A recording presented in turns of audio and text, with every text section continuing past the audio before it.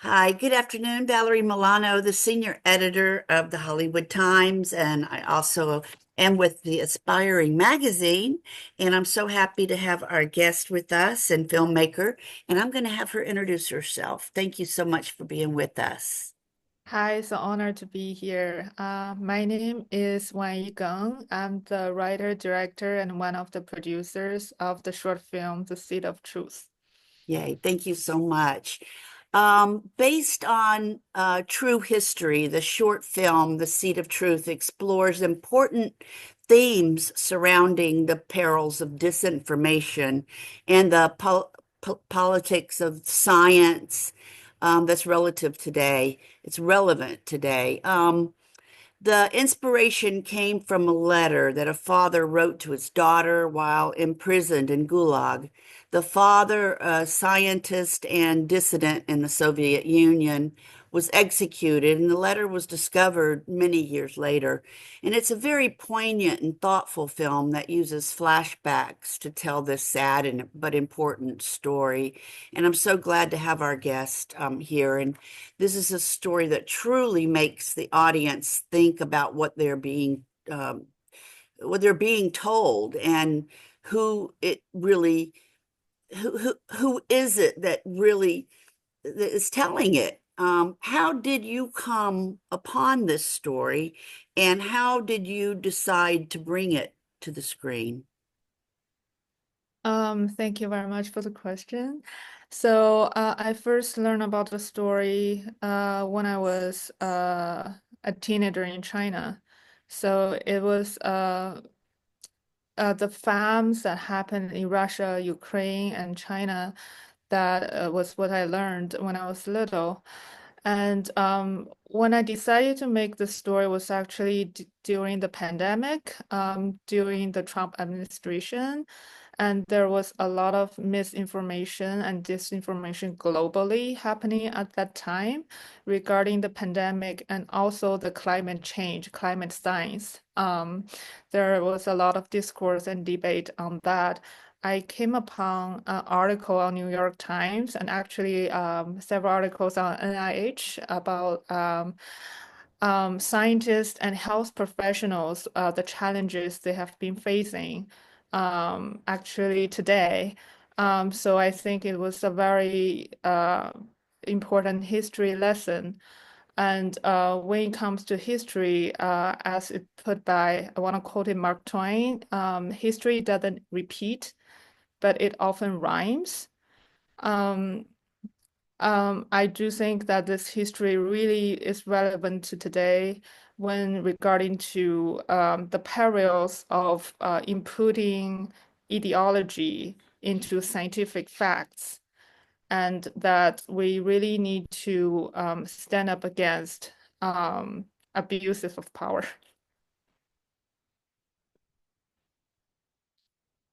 One of the qualities of this film is its authenticity as the actors portray the various people in the story.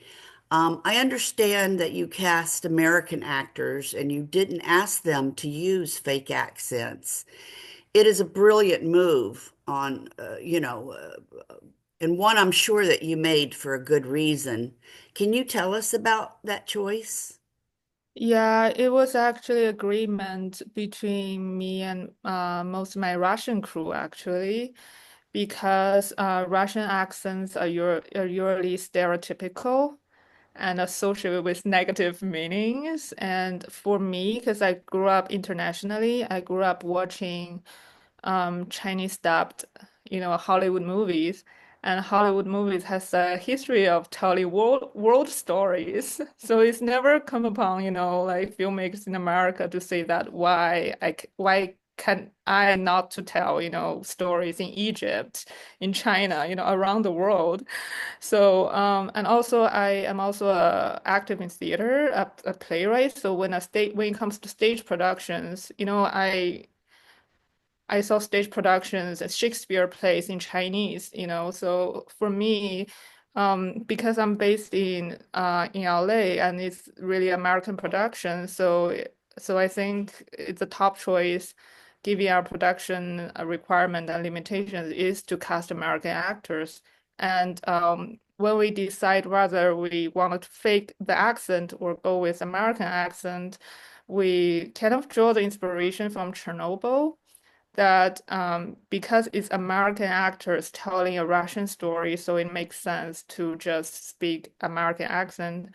And the most important factor for me as a director is really when it comes to acting, the actors, they really, it's more natural for them to put authentic emotions when they speak their natural accent. And when they fake accent, all of their energy is put into faking the accent. Mhm. Um, so that is the main reason. Although that I do understand because of the general audience imagine Russians speak English in a certain way. So that is quite interesting to me because for Russian people and for me that I would find it offensive when local like American people faking Chinese accent or faking Russian accent because we working years to speak better accent. Yes, yes, I get it. Yeah, very interesting. The speech in the film by the lead character, Elena Vavilov, who is brilliantly portrayed by Virginia Shannon, is powerful as she tells the story of her father. But the flashbacks really bring that story to life and breathe emotion into it. Tell us how you went about casting these amazing people to portray these important characters and how, how they told this, how this story's very important story, how they tell this important story. Virginia, man, Virginia is definitely brilliant, and she actually put a lot of her own emotions towards her own father when she comes to portraying Elena, Dr. Elena. And casting is, I think, first impression when I watched the audition tapes, it's pretty clear to me that oh, this is the person that I wanted to cast. So it's really they just get it, and it's more it's pretty obvious. Um, yeah, but yeah, I do think the casting process it was actually a quite challenging and long process because like when it comes to certain lead actors that I really want to find one, but I have only a short amount of time, Yeah. like 2 weeks, so it was very, very tense. And I got some actors really last minute. Yeah. Um, so the seed of truth.